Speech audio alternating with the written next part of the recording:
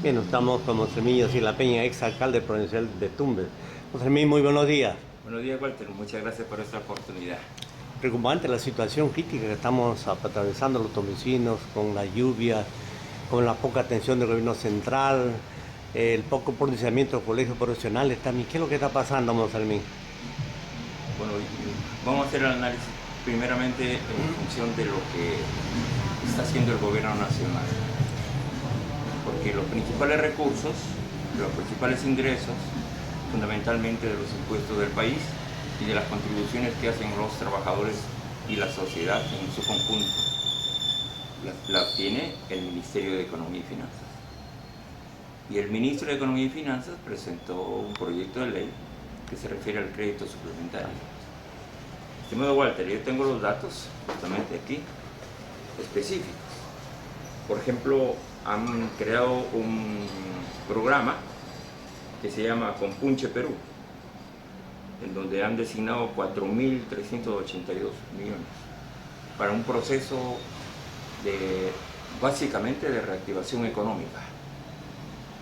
Pero también han planteado medidas como, por ejemplo, la reserva de contingencia para la emergencia y reactivación de 3.548 millones en total. Hay 8.332 millones de soles. Una buena cantidad. Una buena cantidad. Ah, ¿Cómo eso se ha distribuido? En todo caso, en el proyecto de ley que han presentado, ¿han considerado realmente a Tumbes? A pesar de que en la declaratoria de emergencia consideran a Tumbes una zona que va a ser afectada, pues ya está siendo afectada por el fenómeno del Niño, el porcentaje es mínimo de lo que van a trasladar. Entonces yo le echo la culpa al gobierno central, que el por qué no ha considerado a Tumbes con un porcentaje tal que nos permite reducir los efectos del fenómeno del Niño, afrontar el fenómeno del Niño en mejores condiciones, pero además ver también la perspectiva que después del fenómeno del Niño, ¿qué hacer? ¿Qué hacer? como decir, ahí es lo que propone, es un plan de contingencia. El plan de contingencia. Entonces, prácticamente no han hecho una consideración especial a Tumbes. ¿Por qué será? Politiqueros, ellos, ¿qué consideran Tumbes con 255.000 habitantes? No significa nada para la votación y para el apoyo al gobierno central. Eso no es así. Tumbes es frontera heroica de la patria. En Tumbes es la puerta del país. Y aquí, en este pueblo, de este pueblo han surgido personas que han llevado al país a su defensa de su soberanía. Y por otro lado, esta zona territorial ha producido el petróleo que le dio muchísimos ingresos al país durante muchísimos años, desde 1863, Walter. No puede ser que estemos en estas condiciones, en una economía de subsistencia, en una economía de sobrevivencia, donde tenemos el 82% de empleo informal. ¿Puede ser posible? ¿Puede ser posible eso? No. Creemos que aquí, y aquí toca al gobierno regional y a los municipios, hay que reunirnos. Hay que formar el Comité Regional de Emergencia, el CREG, o en todo caso subetanos en función de la normatividad en cuestión que se refiere a la Plataforma Regional de Emergencia, porque eso nos permitirá estar unidos. ¿Quiénes? Todos los miembros que pertenecen al Estado, por ejemplo, el gobierno regional, municipios y organismos desconcentrados, todos.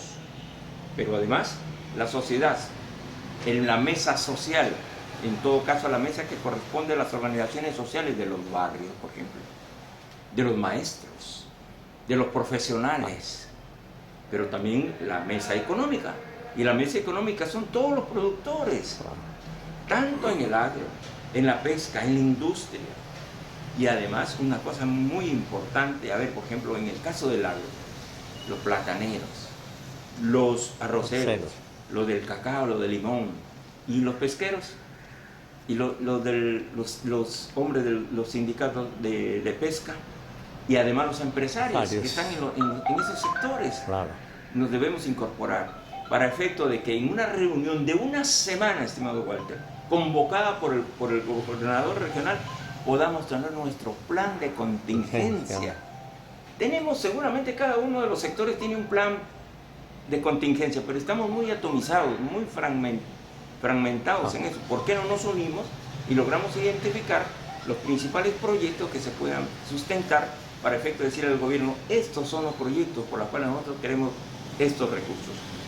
El paro de 2 días fue un paro muy significativo para mí, porque fue el primer paso que pudimos dar. Pero la protesta no solamente vale por la protesta, vale por la propuesta. Claro. ¿Qué propuesta tenemos? Vayamos a trabajar eso, estimado Walter.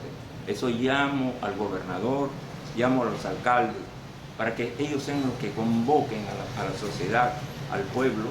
Pero además una cosa más, Walter, me interesa, de verdad. Y bueno, como una cosa complementaria, porque lo principal es lo que ya he dicho, claro, la convocatoria de la sociedad tumbesina en sus instituciones estatales, instituciones sociales, instituciones económicas.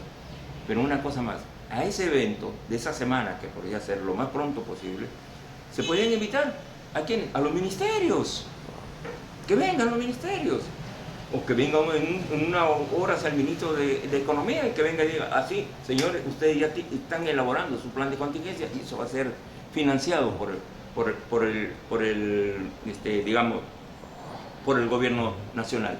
Y por otro lado, estimado Walter, ¿por qué no invitamos también, por ejemplo, digo yo, al Congreso? En Congreso hay cantidad de comisiones que tienen que ver con el tema de la emergencia. Por supuesto. La Comisión de Economía, la Comisión de Vivienda. ¿Cómo es posible que dentro del proyecto de ley que han aprobado inclusive temas de vivienda y excluyen a Tumbes? Así está el informe. Excluyen a Tumbes en el tema de la vivienda. ¿Cómo puede ser posible eso? No hay proyectos habitacionales para gente popular. No hay proyectos para vivienda. Pero en otras ciudades sí hay. Y ahí ponen las ciudades inclusive, pero excluyen a Tumbes.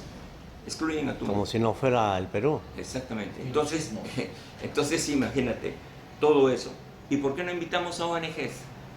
Claro, ellos no van a ser parte de la organización que queremos formar, pero como invitados y como facilitadores del proceso para poder lograr el gran acuerdo del plan de contingencia, esas ONGs tienen experiencia y asesoría. Claro. ¿Y por qué no invitamos al Consulado de Ecuador, por ejemplo?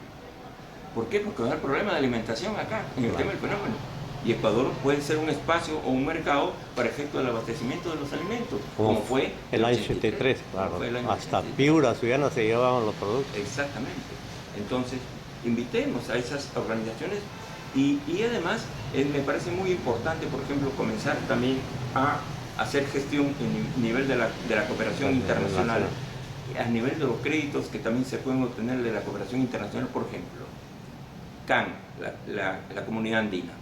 ¿Qué tiene la CAN? La CAN, para mí, tiene tiene la Corporación Andina de Fomento. La Corporación Andina de Fomento puede proporcionar créditos a esta zona para efecto de poder cumplir con la reducción de los efectos del fenómeno del niño. Y el plan binacional, eso lo ha utilizado siempre Ecuador y Tumbes no lo ha utilizado, no sabemos por qué. Debemos de utilizarlo porque el plan binacional tiene recursos. Entonces, en todo ese sentido, estimado Walter, nosotros lo que queremos es unidad regional. Hay diferencias, sí, diferencias políticas, diferencias ideológicas, diferencias sociales, diferencias económicas, pero esta vez lo común nos debe de unir. Así como hace Piura, Puno, Huancavelica, ¿no? Sí. Se olvidan de las tiendas políticas y todos apuntan a un solo que por ejemplo, nosotros hemos hecho cosas importantes en la unidad, estimado Walter, en la lucha callejera, pero en la lucha también de propuestas. Por ejemplo, ¿cómo conseguimos la universidad? ¿Te acuerdas? El 72 se comenzó la gran movilización del pueblo con sus estudiantes. Todos los estudiantes salieron. Todo el pueblo también dijo, queremos universidad.